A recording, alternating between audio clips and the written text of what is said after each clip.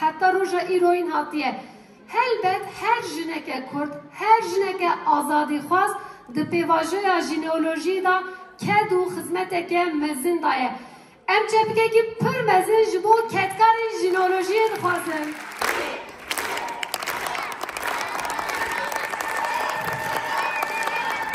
Kovara jineolojiyê kulîse perspektîfa Brez Öcalan Azad, etik, estetik, aboriya demokratik a komünal, Metingeri, Rojhilat, Rojava, Bakur, Başur, konfederalizma jinan û destgirtina dehan mijaran berdewam kir.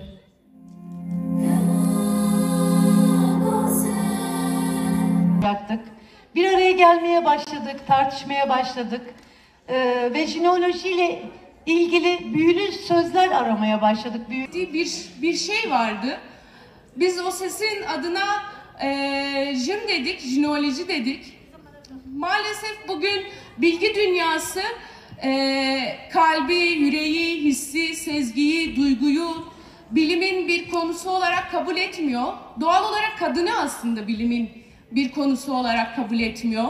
Bu yüzden yazmak kadar işte beyinle özdeşleşmiş, yazmak kadar düşünceyle özdeşleşmiş bir meselenin içerisine duyguyu katarak, sezgiyi katarak yazmaya çalışmak belki de jineolojinin en büyük, Jineoloji dergisinin en büyük başarılarından biri oldu.